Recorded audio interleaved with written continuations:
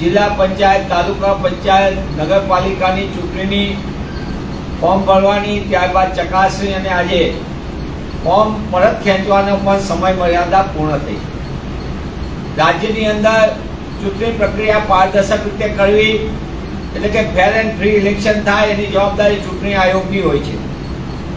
પણ જે રીતની ઘટનાક્રમ સામે આવે છે છેલ્લા 3 દિવસથી કોંગ્રેસ પક્ષના ઉમેદવારોને ધાક ધમકી ગુંડાગીરી કરીને પોલીસના બાતમીદારો, અસામાજિક તત્વો, સામાજિક આગેવાનો તમામ પ્રકારના હથકંડા અપનાવીને કોંગ્રેસના ઉમેદવારોની ફોર્મ પરત ખેંચવા માટે હિંસા ઉપર પણ ભાજપાના આગેવાનો ઉતર્યા છે. ભાજપાને ઠેર ઠેર એ મુખ્યમંત્રીનો વિસ્તાર હોય ત્યાં પણ જાકારો મળી રહ્યો છે.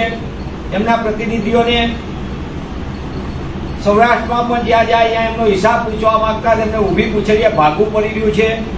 સુરતની અંદર હોય, વડોદરામાં પણ એમને પ્રજાના આક્રોશનો સામનો કરવો પડી રહ્યો છે. એવા સંજોગોની અંદર જે રીતે આખી સમસ્યાની અંદર જે વાત સામે આવે છે, વડોદરા હોય, સુરત હોય, અમદાવાદ હોય, ભાજપે તમામ પ્રકારના હટકંડા અપનાવીને ચૂંટણી પ્રક્રિયા વિના જીત મેળવવા માટેના કારનામા કર્યા છે. આખા ગુજરાતે જોયા છે.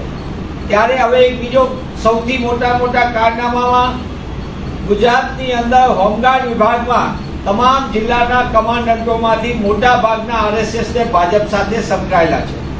આ કમાન્ડરો જે તે સમયે બહુ સોચી સમજી રીતે ગોઠવણના ભાગરૂપે મૂક્યા છે અને ચૂંટણીમાં તેઓ સતત પોતાની મન ફાવે તેવી ગોઠવણો માટે પંકાયેલા છે. ગુજરાતમાં ગવર્મેન્ટ ઓફ ગુજરાતનું સત્તાવાર આ ગેજેટ છે. આ ગેજેટની અંદર સ્પષ્ટપણે લખ્યું છે કે હોમગાર્ડના કમાન્ડન્ટ અને હોમગાર્ડ રાજકીય પ્રવૃત્તિમાં ભાગ ન લઈ શકે એમની આગળ પ્રમાણપત્ર હોય છે. પણ અમદાવાદની અંદર હોમગાર્ડ અમદાવાદ શહેર પૂર્વ જિલ્લા કમાન્ડન્ટની કચેરીમાં રાહુલભાઈ પી કોરી, જેનું 19/2/2026ના રોજ વિશેષ રીતે એમની બદલી કરીને તેઓ જે જગ્યાએ ફરજ બજાવતા હતા એ જગ્યાએ તો યથાવત રાખ્યા એમને, પણ સાથે સાથે એમને જિલ્લાના કંટ્રોલ રૂમના ઇન્ચાર્જ તરીકે જવાબદારી સોંપવામાં આવી. આ રાહુલભાઈ કોરીનો સત્તાવાર લેટર કર્યો છે, પણ એનો લેટર તો થાય, આવા તો અનેક બદલીના ઓર્ડર થાય ને બીજું બધું થાય, પણ આ રાહુલભાઈ એ ભારતીય જનતા પાર્ટીના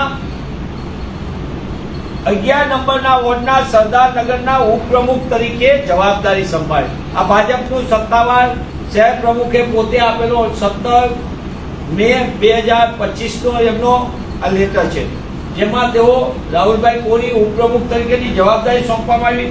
આ રાહુલભાઈ કોરી, જેમનો તમને ખબર પડશે આ બાજુના પૂર્વ મંત્રીની બાજુમાં જે રાહુલભાઈ કોરી, જેઓ ભારતીય જનતા પાર્ટીનો ખેસ પહેરીને પક્ષની કામગીરીમાં સીધા સંકળાયેલા છે. તેઓ સાથે સાથે એમનો બીજો પણ એક સરસ મજાનો ફોટો રાહુલભાઈનો, એ પોતે સંકળાયેલા છે કાર્યક્રમની અંદર ભાજપના, અને તેઓ શહેરની અંદર કંટ્રોલ રૂમનું કામગીરી સંભાળે એટલા માટે આ વિશેષ જાણકારી આપી રહ્યો છું કે કંટ્રોલ રૂમમાંથી તમામ બેલેટ પેપર આવે. જે કર્મચારીઓ ચૂંટણી પ્રક્રિયામાં હોય સંકળાયેલા તેમને બેલેટથી મતદાન કરવાનું હોય, એટલા માટે કે એમની અલગ અલગ જગ્યાએ જવાબદારી હોય. ત્યારે એમના માટે એ બેલેટનું વિતરણ શરૂ થયું છે. કંટ્રોલ રૂમમાં એમની જવાબદારી છે કે તમામ લોકોને ભેગા કરીને મતદાન કરાવશે. રાજ્ય ચૂંટણી પંચને અમે આ રાજ્ય આયોગને સીધી રજૂઆત અગાઉ પણ કરી છે, ફરી અમે આ કરવાના છીએ રજૂઆત વિશેષ રૂપે કે મોટા ભાગના જિલ્લાના હોમગાર્ડના કમાન્ડન્ટો એ પોતે ભારતીય જનતા પાર્ટીની RSS સાથે ને પક્ષની પ્રવૃત્તિ સાથે સીધા સંકળાયેલા છે, તેથી એમને ચૂંટણી ફરજમાંથી દૂર રાખવામાં આવે.